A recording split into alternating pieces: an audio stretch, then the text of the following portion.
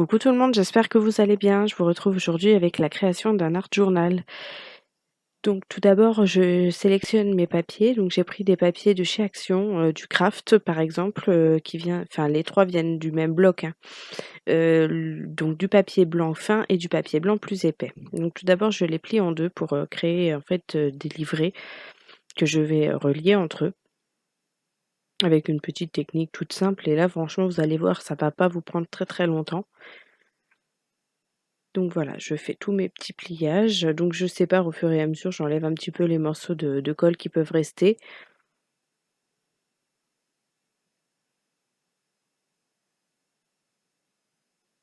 J'ai trouvé important de choisir en fait différentes textures, différentes épaisseurs de papier pour pouvoir tester un peu différentes choses et puis je trouvais que le craft aussi ça permet de j'aime bien cette couleur dans le journal art et c'est vrai que ça donne un petit quelque chose supplémentaire, je trouve. Donc vous voyez là, c'est du papier qui est quand même assez épais, hein. Donc une fois que toutes mes feuilles sont pliées et que j'ai retiré tous les petits morceaux de colle.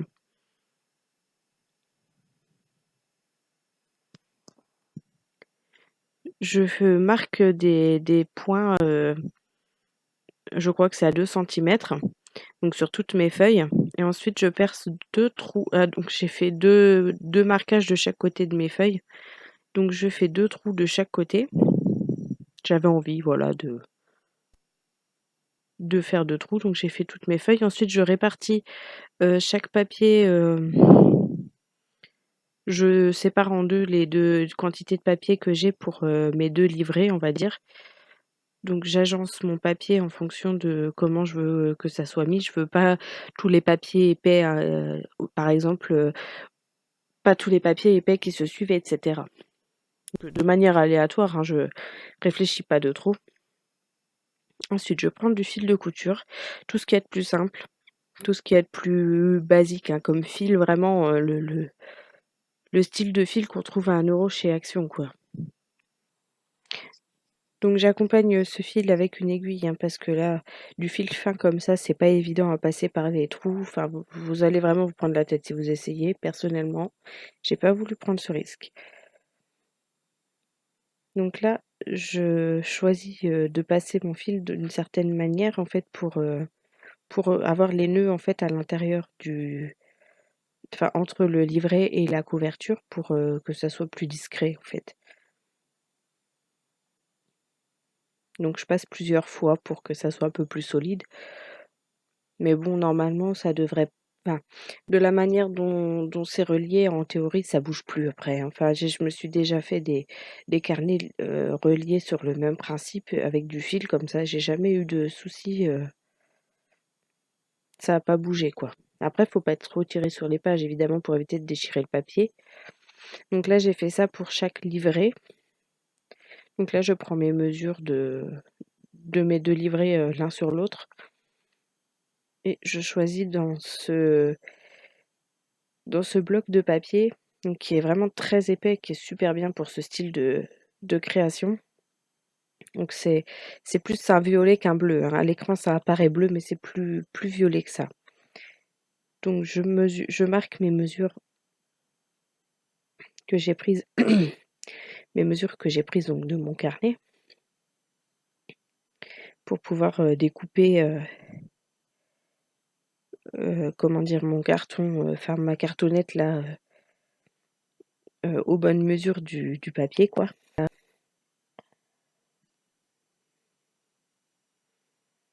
Et donc là, je vais le faire au ciseau parce que le papier est trop large pour mon massicot. Enfin, c'est-à-dire, j'aurais pu faire qu'une des 2 coupes, au massicot, donc quitte à sortir les ciseaux, autant tout faire, hein. Donc là, j'en profite pour marquer mes plis, pour faire, ma tranche de la couverture et donc je découpe mes deux morceaux qui sont en trop.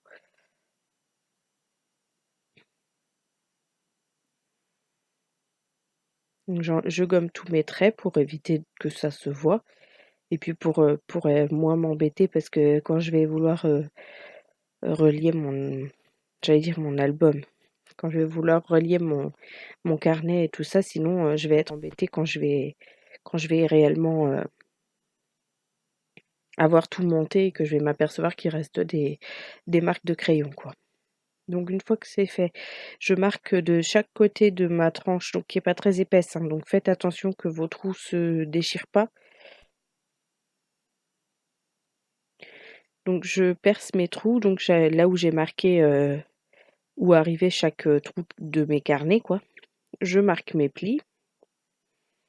Enfin, je plie mes plis, quoi. Je sais pas comment expliquer, mais vous voyez bien. Ensuite, je prends donc cette petite ficelle que j'ai dû acheter chez Jiffy, je pense. Donc qui est en 3 couleurs, enfin en déclinaison de 3 déclinaisons de la même couleur. Donc je passe mon fil tout d'abord dans la couverture par l'extérieur et dans le trou du haut. Ensuite, je passe dans le trou du haut du carnet. Je ressors dans le deuxième trou.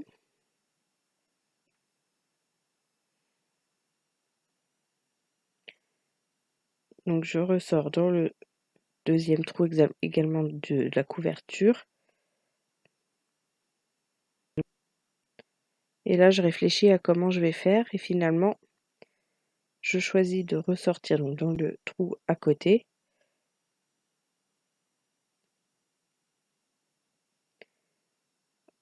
Je passe dans le trou du bas, le trou le plus bas de la couverture, du carnet. Je repasse dans le trou le plus en haut.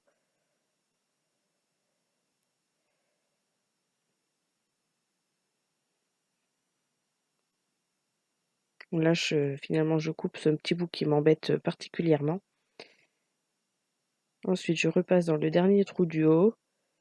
Je tire bien mes fils, surtout pour éviter de me retrouver avec une boucle cachée. Et puis, bah, du coup, un carnet qui se détend avec le temps, quoi. Donc là, ensuite, je fais un premier nœud, je sécurise avec un second. Et puis après, je fais un nœud avec des boucles, quoi, tout simple. Voilà, je coupe le surplus de fil. Je prends ensuite de la colle forte. J'en mets un tout petit peu de chaque côté et en fait, le fait de tirer les boucles, ça met la colle à l'intérieur du nœud. Donc je fais pareil des 2 côtés de ma couverture. Ensuite avec des perforatrices de bordure, comme ça je viens égaliser les bords parce que j'ai voulu en fait, faire en sorte que toutes mes pages, soient coupées à la même longueur, enfin quand le carnet est fermé et en fait, c'était une catastrophe. Donc les ciseaux, ça n'a pas été. Le massicot, c'était beaucoup trop épais donc ça coupait pas du tout et le cutter, c'était une catastrophe aussi, on voyait toutes les marques de coupe. Donc pour faire en sorte que mes pages soient plus jolies sur les bords, eh bien j'ai décidé de prendre plusieurs perforatrices de bordure, enfin 2 en fait et puis de les alterner et donc je fais comme ça pour toutes mes pages. Donc là, il faut s'armer de patience. Donc voilà, je vous montre le résultat. Ensuite, je prends ma perforatrice d'angle, j'arrondis mes angles parce que je trouve ça plus joli tout simplement. Des fois, il n'y a pas d'explication à ce qu'on fait. Et ensuite, je prends une équerre que j'ai calée avec une pince à linge et je colle mon alphabet donc pour écrire mon mot en commençant par la lettre du milieu pour essayer de centrer un petit peu.